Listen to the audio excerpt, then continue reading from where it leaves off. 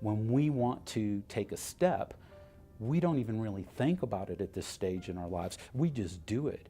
Where somebody who has had a stroke or a traumatic brain injury, who has to think about every single step and concentrate, we forget how tiring that mental side can be and the extreme focus it may take for this person to even be able to halfway put their foot where they want to.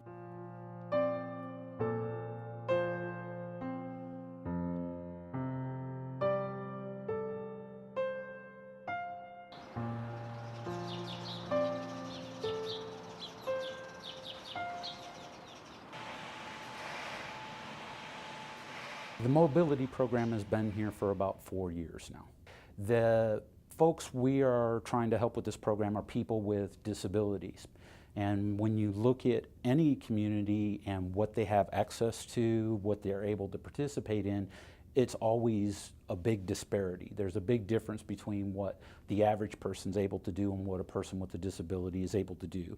And so we're trying to fill that gap a little bit by providing programming that is specific to them, that tries to help them be healthy as they go forward and remain as independent as possible.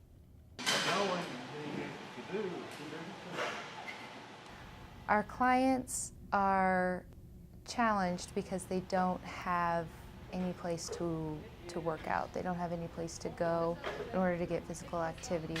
A lot of the conventional gyms in this area, they're not geared towards people with disabilities.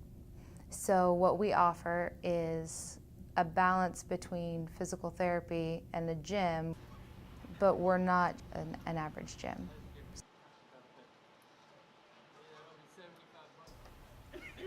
It was about almost 2 years ago. I was in a car wreck and I had a broken neck. So after I did rehab and everything, we just came back home and looking for a place to be able to supplement with physical and occupational therapy, and found this place and started coming here and trying to do some different exercises. Most challenging is probably whenever I'm on the machines for my legs, just because it's my arms doing all the work, moving my legs. Robert, he likes to push up the resistance on it too to make it harder. So it's not fun, but I guess it's good for me. Walking is a huge thing for a lot of our clients, and they would like to walk better or just be able to walk again. I was not able to walk when I first came here. I came here in a wheelchair.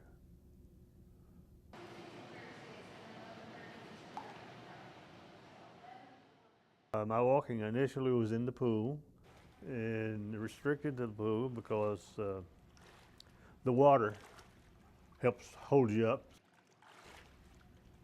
2-3 months I was able to walk in the pool, and I'd say 6 months to a year I was able to walk without assistance. I think the big change is the mobility, be able to get around. I can do a lot of things now that I couldn't do when I first came here, and I think it does change other people's lives. Changed mine. If you look at any group, what they can and cannot do is all over the place. They have some general patterns of things that they're dealing with and learning how to live with, but what they're capable of, you never know till you start working with the person. My name is Burke.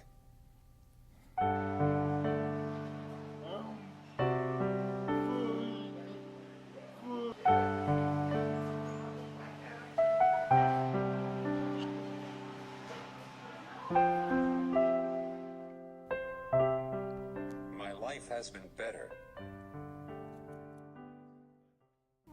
What did, like, for example, like Anna, you remember what she did for you? She spent time with me getting to know the weights. Yeah, she spent time with her to do a weight, like routine. And also, what else do you do? It has to do with your, the walking part? The 10 wheel. Yeah. So she does treadmill and then the weights. And why are you doing that? What's the reason for that you're doing the gym now? To lose weight. To lose weight? Okay. Yes. She wants to lose weight. A lot of things are recommended to a normal population, diet and exercise and being active, but not a lot of people think about that with people with disabilities. 2010, I had a stroke. The right side. I had people coming over my house, they didn't work out. That's why I came in to do the exercise. I like it here. Because it helped me get strong enough and go back to work. So we really try to look at things from the health perspective, but then really target it down to that functional. Now they have a wider variety of jobs they can do to help be productive and make themselves feel like they're a normal part of our societies and our communities, which is an important piece of that quality of life. We get it a lot with the health side, but we don't get that the more I'm able to do in my community and the more I'm able to participate, that is also another big indicator of how much quality I feel or how happy am I with my life.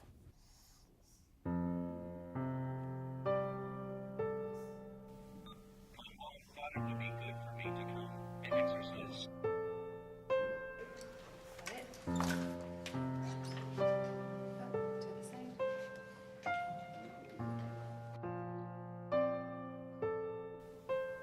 My biggest challenge was being able to get around and transferring on a daily basis.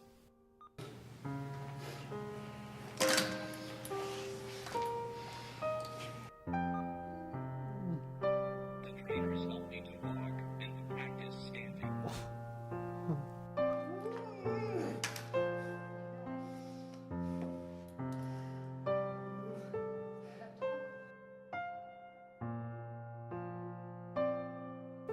I want to be able to move better so I can become more independent.